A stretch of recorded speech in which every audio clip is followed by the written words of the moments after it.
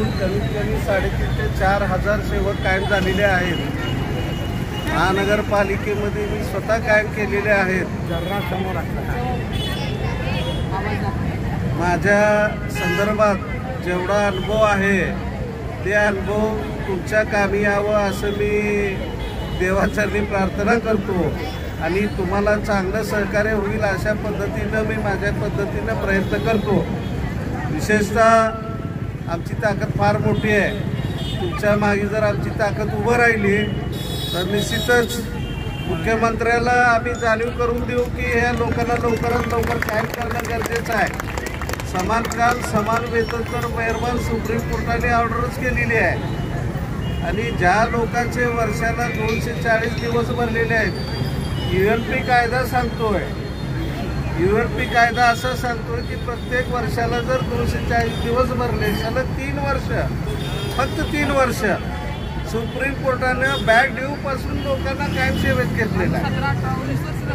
आज तुम्ही मला माहिती आहे एनएचएमचे लोक आमच्याही महापालिकेत काम करतात। मी त्यांना मागच बोललो होते, डॉक्टर बोरगे सर आहेत, त्यांना मी सूचना केली होती पुण्यामध्ये। मी सांगितलं होतं की साहेब तुम्ही एनएचएम निश्चित करा, संबंधित जे प्रशासन आहे तिथं वर्ग होणं गरजेचं आहे। पहिलं तुम्ही सिव्हिलला असेल तर सिव्हिलच्या शेड्यूलमध्ये वर्ग झालं पाहिजे, महापालिका असेल तर महापालिकेच्या शेड्यूलला वर्ग झालं पाहिजे। जिथं जिथं तुम्ही काम करताय त्या ठिकाणी शेड्यूल असणं गरजेचं आहे आणि तिथं वर्ग होणं गरजेचं आहे। जोपर्यंत तुम्ही स्कीममध्ये येत आहे तोपर्यंत तुम्हाला कंत्राटी पद्धत अशा पद्धतीची उपमा दिली जाते आहे आणि कायद्याच्या माध्यमातून तुम्हाला बाजूला ठेवलं जातं। त्यासाठी मी आजही तुम्हाला जाता हेच सांगेन की जिथं ज्या प्रशासनात तुम्ही काम करताय तिथं पहिल्यांदा ठराव करून प्रशासन असेल आयुक्त असेल कोण करायला त्याला आपली पहिली महत्त्वाची मागणी अशी असली पाहिजे की आम्हाला प्रशासनात वर्ग करून घ्या।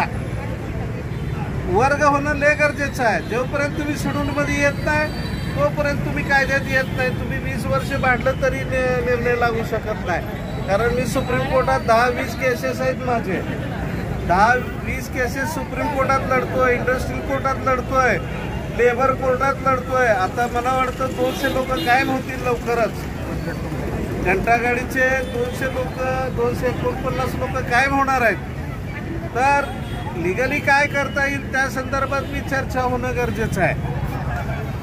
नुसता आंदोलन मोर्चाकडून आपल्याला न्याय मिळत नाही। भरपूर आंदोलन केले, भरपूर मोर्चे काय आपल्याला न्याय भेटत नाही। कायद्यानेही गेलं पाहिजे। डॉक्टर बाबासाहेब आंबेडकरांनी आपल्याला कायदा देऊन न्यायालय दिलेलं आहे। त्या न्यायालयाच्या माध्यमातून प्रयत्न करणं फार गरजेचं आहे। तुम्ही शांत बसू नका, ती लढाई लढा आणि शासनाकडेही भांडा।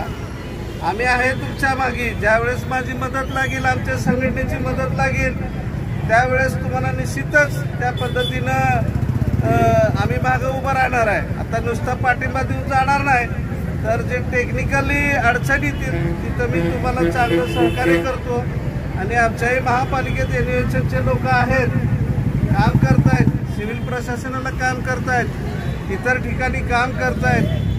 त्या ठिकाणच्या प्रशासनाला प्रशासकीय प्रस्ताव जाणं गरजेचं आहे, एवढं मात्र लक्षात ठेवा। भरकटत आंदोलन होऊ नये। जिथं भरकटत आंदोलन होतंय तिथं न्याय भेटत नाही।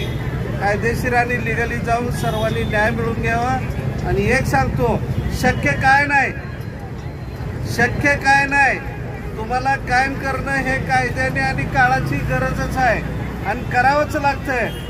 शासन नालायक असतंय, शासन करत नाही, त्यासाठी भांडावं लागेल, पळावं लागेल, काम करावं लागेल आणि पुढे जावं लागेल। त्यासाठी आमच्याकडून डॉक्टर बाबासाहेब आंबेडकर कर्मचारी महाराष्ट्र राज्य तुमच्या पाठीशी खंबीरपणे उभं राहील आणि सहकार्य करेल। धन्यवाद।